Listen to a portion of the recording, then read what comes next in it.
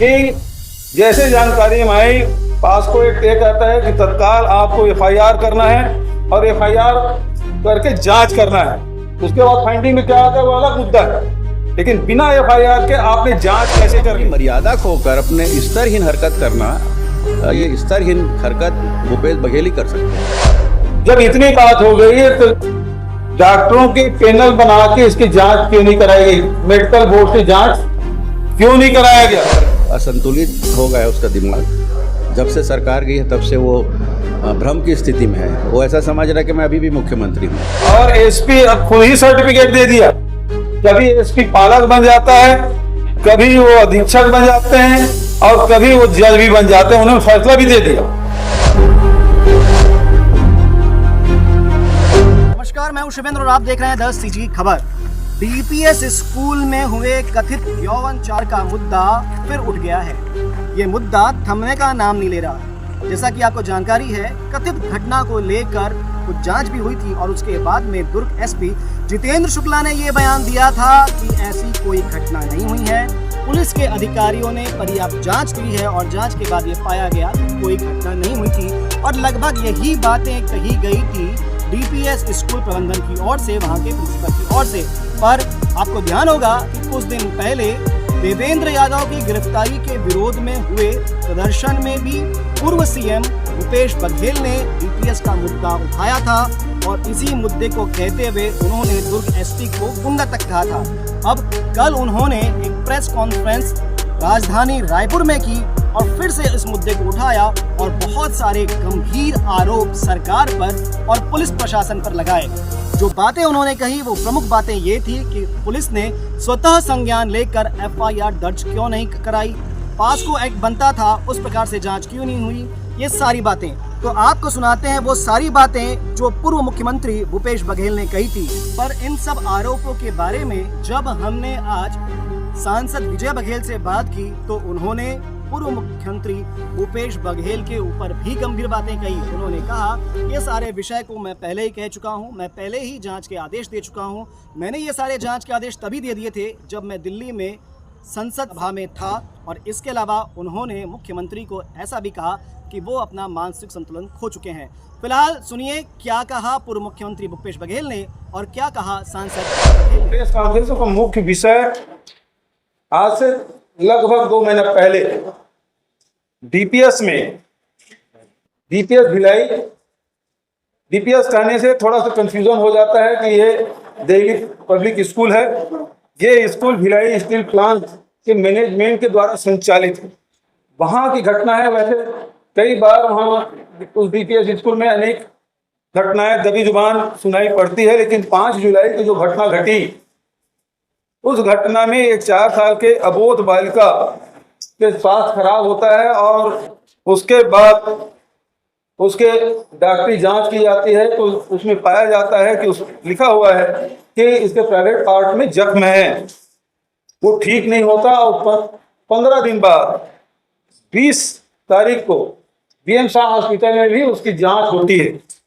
ये बात धीरे धीरे पालकों के बीच में पहुंचती है तो 2 तारीख को 2 अगस्त पूरे पालक वहां जाते हैं। बच्चों को स्कूल नहीं भेजते। वहां पालक प्रिंसिपल को घेर लेते हैं और प्रिंसिपल ने कहा मैंने जांच की है और इसमें कोई अपराध नहीं पाया गया, ये प्रिंसिपल कर रहे हैं। दूसरी तरफ ये बात, चूंकि एसपी के 2 बच्चे भी वहां पढ़ते हैं, वो भी उसे सोशल मीडिया ग्रुप में जुड़े हुए हैं।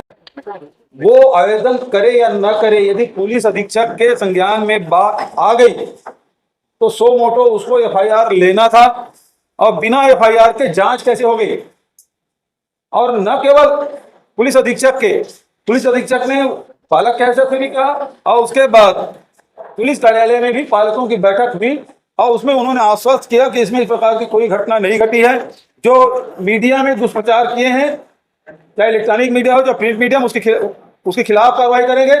और जो एक अधिकारी, महिला अधिकारी जिन्होंने इसमें त्वरित कार्रवाई करने की बात कही थी, उसे भी दंडित करने की बात उस बैठक में कहा गया। ये सारी बातें सोशल मीडिया के माध्यम से हम सबको जानकारी मिली है। वो सारी कापी मेरे पास उपलब्ध है। सोशल मीडिया में जितने भी चर्चा हुआ ये सब जानकारी है। दुर्भाग्यजनक बात यह है कि ये मामला शासन के भी जानकारी में आ चुका है। महिला बाल विकास विभाग के जो मंत्री हैं उसे भारतीय जनता युवा मोर्चा के पदाधिकारी ज्ञापन देते हैं, उसकी कॉपी भी हमारे पास है कि उसको दिखाया जाता है, दिया जा रहा है, मतलब सरकार की भी जानकारी, जब मंत्री की जानकारी में आ गया तो इसका मतलब यह है कि सरकार की भी जानकारी में है। जब इतनी महत्वपूर्ण जो घटना घटी उसके बावजूद भी ये वो कॉपी है लक्ष्मी राजवाड़ी जी की, श्रीमती लक्ष्मी राजवाड़ी जी को जो ज्ञापन दिया गया वो कॉपी है। और जो उसके बाद उसमें जो सोशल मीडिया में जो एसपी के द्वारा जितने भी चेक किया गया जो पालकों के साथ, वो कॉपी भी है, सुशील आनंद शुक्ला के पास है। और दूसरी बात यह है कि इसे 2 डॉक्टरों ने जांच की और दोनों फाइंडिंग एक है। तो सवाल इस बात का है कि कॉपी अपने पास है, दोनों कॉपी, लेकिन जब इतनी बात हो गई है तो डॉक्टरों की पैनल बना के इसकी जांच क्यों नहीं कराई गई? मेडिकल बोर्ड से जांच क्यों नहीं कराया गया? और एसपी खुद ही सर्टिफिकेट दे दिया। कभी एसपी पालक बन जाता है, कभी वो अधीक्षक बन जाते हैं और कभी वो जज भी बन जाते हैं, उन्होंने फैसला भी दे दिया। और चूंकि शासन के नॉलेज में भी आ चुका है, ये 8 अगस्त की चिट्ठी महिला विकास मंत्री को दिया गया, उसके बाद भी सरकार कोई कार्रवाई नहीं की। आईजी के पास भी कॉपी दिया गया है, ये भी भारतीय जनता पार्टी के लोगों ने दिया है। उसके बाद भी इसे दबा दिया गया है, जबकि किसी भी अधिकारी के संज्ञान में आने के बाद यदि उसमें एफआईआर नहीं होता तो उस अधिकारी के खिलाफ एफआईआर भी होगी और उसे सजा भी मिलेगी।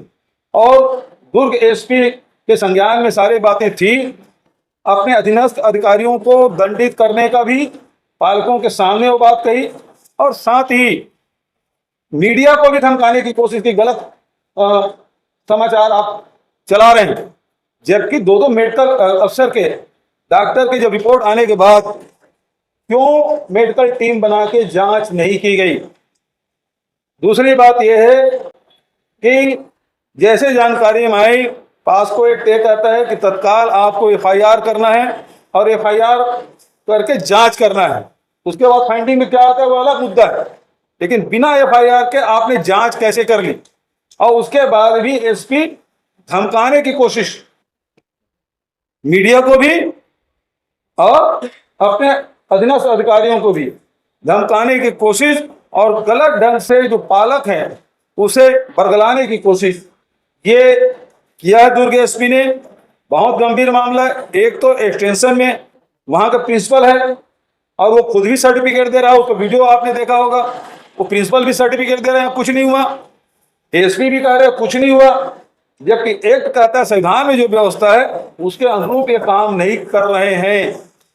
और इसलिए उनको तत्काल वहां से हटाया जाए, एफआईआर दर्ज किया जाए, उसे गिरफ्तार किया जाए। और ऐसे गंभीर मामले, क्योंकि 4 साल की छोटी बच्ची के साथ ये घटना घटी है, एक तरफ पूरे देश में जिस प्रकार से बलात्कार हो रहा है, पूरे देश भर में आंदोलन हो रहा है, और यहाँ इस प्रकार की घटना संज्ञान में आने के बाद भी संवेदनशीलता तो दूर, लोगों को डराने, धमकाने और दबाने की कोशिश की जा रही है, जो बेहद दुर्भाग्यजनक है।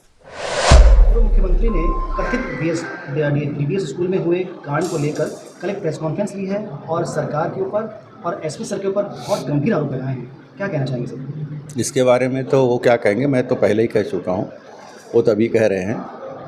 मैंने पहले ही कहा था, और मैं दिल्ली से भी ये प्रेस रिलीज जारी किया था।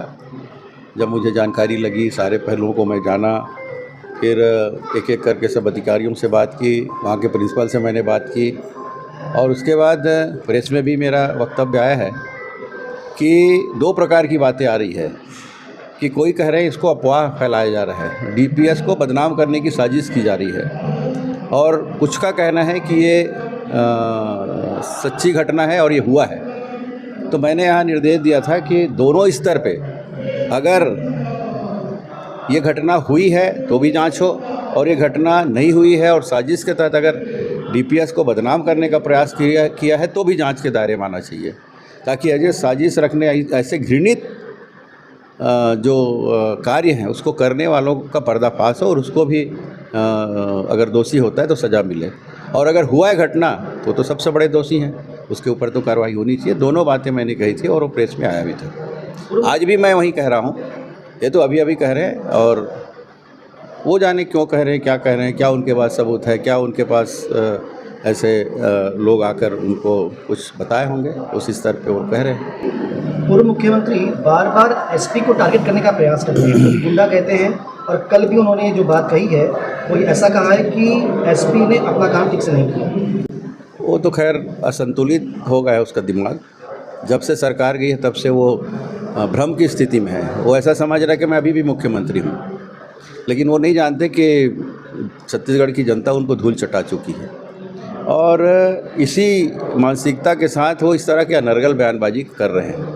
मतलब कहाँ पूर्व मुख्यमंत्री और कहाँ एसपी की बात, मतलब स्तरहीन बातें करना।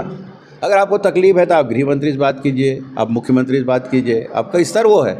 आप डीजी से डायरेक्ट बात करिए, आपका स्तर वो है। तो आप एक जिले के, वो भी दुर्ग जिले के एसपी के पीछे पड़े हैं। और उस दिन भी जब चक्का जाम हुआ, बजरंग दल वाले और कुछ हमारे युवा मोर्चा के साथी थे, तो पुलिस अपनी कार्रवाई करती, रोड क्लियरेंस करवाता। हम लोग भी कभी कभी फंसते हैं ना रोड, हम तो उतरते नहीं हैं। लेकिन अपनी मर्यादा खोकर अपने स्तरहीन हरकत करना, ये सदा से मैं इसके ऊपर यही टिप्पणी करते आ रहा हूँ, आज भी ये टिप्पणी कर रहा हूँ। ये स्तरहीन हरकत भूपेश बघेल ही कर सकते हैं।